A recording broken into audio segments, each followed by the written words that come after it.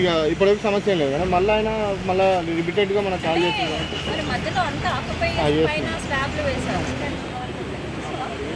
మరి తీసుకొచ్చాము కాకపోతే అది ఎప్పటికైనా కొంచెం వెళ్ళాలి.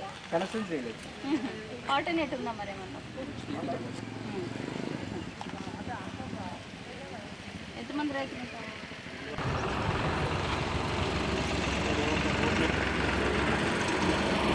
ఇది వాళ్ళ ప్రైవేట్ ల్యాండ్ కాబట్టి దీన్ని ఎప్పుడు ఒప్పుకోండి. ఏదో నేషనల్ ఇప్పుడు వెళ్ళిపోతున్నాయి కాబట్టి వాళ్ళు ఏమన్నారు, కానీ దీని నుంచి పర్మనెంట్గా మనం వేస్తాం.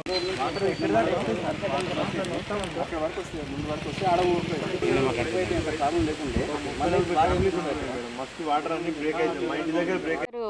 రైస్ మిల్ ఏరియా లోపల యూజిడి ప్రాబ్లం ఉందని చెప్పేసి కాలనీ వాసులు అందరూ, అదేవిధంగా స్థానిక కౌన్సిలర్ గారు కూడా కంప్లైంట్ ఇవ్వడం జరిగింది.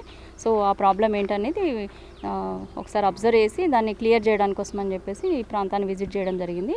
దీనిలో యూజిడి త్రో అప్ టు ఈ రైస్ మిల్లల వరకు వచ్చింది, కానీ ఆ తర్వాత ఒక 900 మీటర్స్ మిగతా త్రో చేయడానికి మధ్యలో రైతుల ల్యాండ్ ఉంది.